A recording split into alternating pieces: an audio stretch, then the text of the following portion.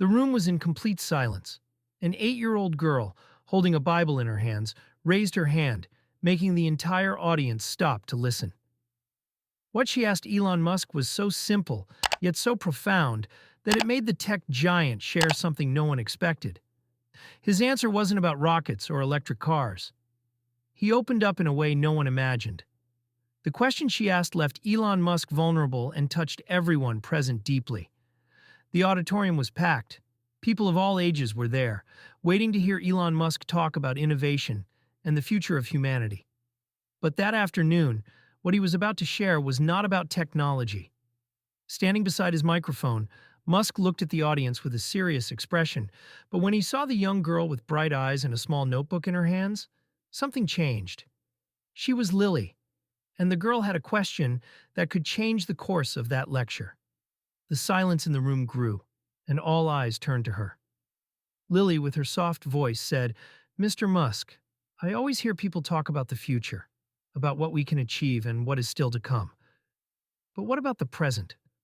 What does it mean for you to really live in the now?" The question, simple and direct, made even the most experienced people in the room shift in their seats. Elon Musk, normally so focused on futuristic ideas and technological innovations, stopped and looked at the young girl with a thoughtful expression. He smiled, and the room felt that something unexpected was about to happen. "You know, Lily," Musk said gently, a softness rarely seen in him, "we often get so focused on what's to come that we forget to live what we have now." He paused for a moment, as if reflecting on his own words. "Maybe what we need most in this moment is something we can't measure or control, something beyond technology, beyond innovation, something deeper."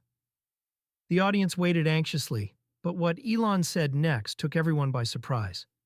"Maybe what we need most right now is faith."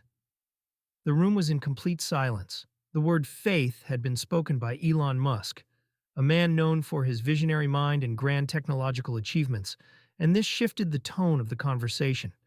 The girl, with her eyes fixed on Elon, was waiting. She knew that such an answer was more than just words. Elon continued, touching on a more personal part of his life. "When I started SpaceX, people laughed at me. Reusable rockets? That's crazy. When I founded Tesla, many called me a dreamer. And every time a rocket failed or Tesla's stock dropped, the pressure to quit was enormous," he said, walking slowly around the stage. He looked at Lily with a soft smile and an empathetic gaze. "But you know what kept me going? Faith. Not in what I was doing, but in why I was doing it. When things were at their hardest, faith was what gave me the strength to keep going." The room was completely silent. No one expected Elon to open up this way.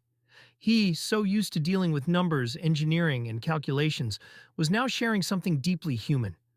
"I lost my brother Kimball," Elon said, his voice now more serious, full of emotion. "He was like a mentor to me, and he always told me not to worry about what others expected from me. He believed in my vision, even when no one else did." He paused for a long moment, letting his words resonate in the room. The audience could feel the weight of what he was saying. Musk was no longer talking about rockets or cars. He was talking about loss, pain, humanity. "When he passed away, I felt lost. I distanced myself from everything I believed in, even faith.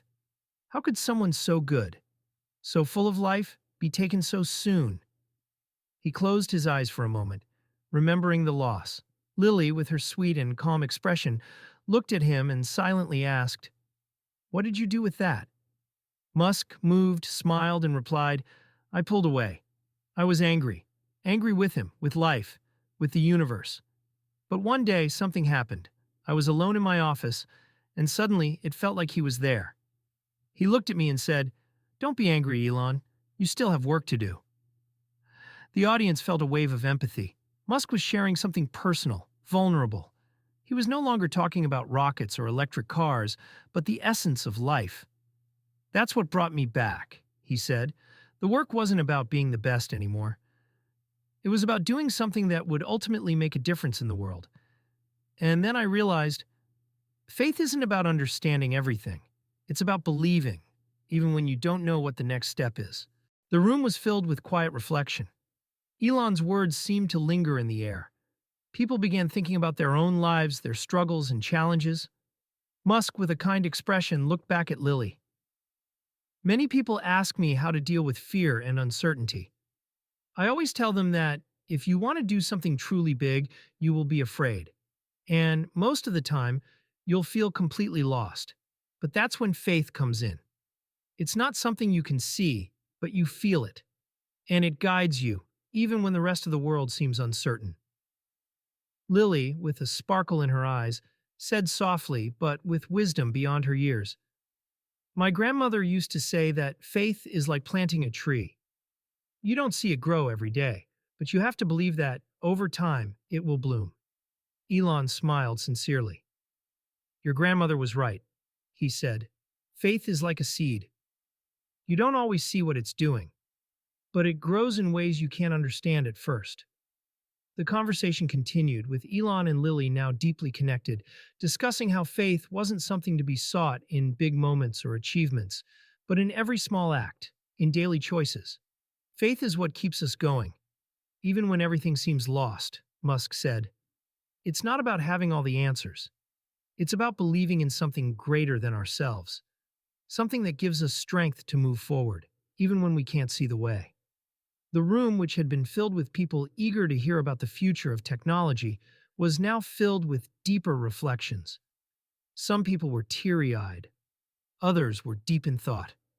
All were absorbing Elon Musk's words. "Sometimes we need to be reminded of what truly matters," he concluded. "I was reminded by a girl, right here in front of me, and that reminder is worth more than any rocket or self-driving car." When the event ended, the atmosphere had completely transformed. Conversations began among the attendees, people sharing their own stories of faith, of overcoming challenges. What started as a lecture about the future of humanity, with space innovations and technological promises, had become a moment of introspection and humanity. Elon Musk's words still lingered in the air. Faith isn't about having all the answers. It's about believing. Even when you don't know what comes next,